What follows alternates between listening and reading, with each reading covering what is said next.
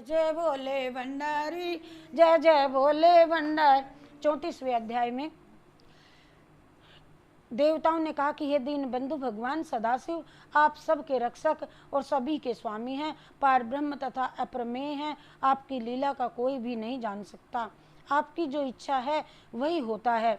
हे प्रभु, दक्ष प्रजापति ने अपनी मूर्खता तथा अज्ञान के कारण आपको अपने यज्ञ में नहीं बुलाया। वे नास्तिक बन करके आपके भक्तों का सम्मान नहीं किया उन्होंने, जिसके कारण वे सब उसे शाप दे करके अपने घर को लौट गए और उसने आदि शक्ति का भी कोई सम्मान नहीं किया और उन्हें भस्म होने से नहीं रोका। देवताओं ने भी कोई हस्तक्षेप नहीं किया, अस्तु सब लोग अपने अपने किए हुए का फल प्राप्त कर चुके हैं। हमें आपसे कुछ भी नहीं कहना है, क्योंकि इसमें संपूर्ण दोष तो देवताओं का ही है। हम सबने आपको बुला दिया था, अस्तु अब आप हमारे अपराध को क्षमा कर दें और कृपा दृष्टि से देख करके हमें अब निर्भय बना दें। हे स्वामिन, यदि आप इस प्रकार दंड ना देते हमको तो धर्म भी नष्ट हो ही जाता, आपकी अवज्ञा होती, वेद की प्रतिष्ठा कम हो जाती और दक्ष का अहंकार भी और अधिक बढ़ जाता। अस्तु आपने जो कुछ किया ये सर्वथा उचित ही किया है।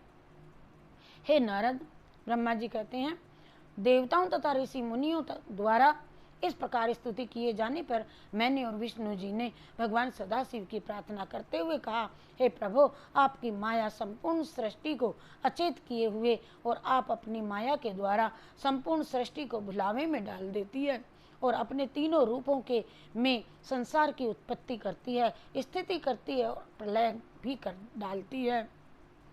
स्थिति तथा प्रलय करते हैं। हे प्रभु, आप इस समय हम सब आपकी शरण में आए हैं, अस्तु आप हम सब पर कृपा कीजिए और हमें ऐसा वरदान दीजिए कि जिसके कारण दक्ष को पुनः जीवन प्राप्त हो जाए। आप भृगु देवता को नेत्र प्रदान कीजिए तथा भृगु ऋषि के क्लेश को दूर कीजिए। आपकी कृपा से पूषा अपने दांतों को पुनः प्राप्त कर ले और संपूर्ण देवताओं के घायल शरीर भी आरोग्य प्राप्त करें। हे नाथ, आपके यज्ञशाला में चलने पर ही ये सारी बातें पूरी होंगी। हम सब प्रण करते हैं कि भविष्य में आपके बिना कोई भी अब हम यज्ञ नहीं करेंगे, ना ही कोई यज्ञ होगा। हे नारद, हम लोगों की इस प्रकार स्तुति सुन करके भगवान सदाशिव अत्यंत प्रसन्न हुए और मुस्कुराते हुए बोले, हे देवताओं, हम कभी भी ऐसा नहीं सोचते और उसे जैसा कर्म मिलता है उसे वैसा फल अवश्य मिलता है, क्योंकि सांसारिक माया में प्राणी फंस करके सारस्वतु के बच्चे के जैसा ज्ञान भुला बैठते हैं। दक्ष ने जो जैसे सारस के बच्चे भूल जाते हैं मैं किसका कौन हूँ, हम सब भूल जाते हैं माया फिरने पर, तो दक्ष ने जो कुछ किया उसका फल उसे प्राप्त हो गया। अब हम यही वरदान देते हैं कि दक्ष को किसी का मुख लग जाए और पुनः वह जीवन प्राप्त कर जाए। भृगु मित्र के नेत्रों से देख ले, किसी के आंखों से पूषा यजमान के दांतों से भोजन करेंगे तथा सभी देवताओं के शरीर स्वस्थ हो जाएंगे। इतना कह करके शिव जी मौन हो गए और उस समय सब देवता प्रसन्न होकर के जय जयकार करने लगे तथा कहने लगे कि हे प्रभु, आप अब यज्ञ में अवश्य चलें, क्योंकि आपके बिना ये यज्ञ पूर्ण नहीं होगा।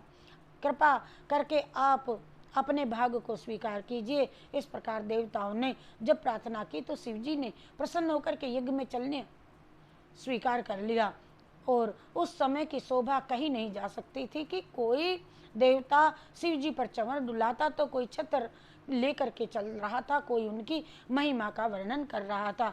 बोलो जय शिव शंकर भगवान कृष्ण। जय जय भोले भंडारी, जय जय भोले भंडारी, जय जय भोले भंडारी, जय जय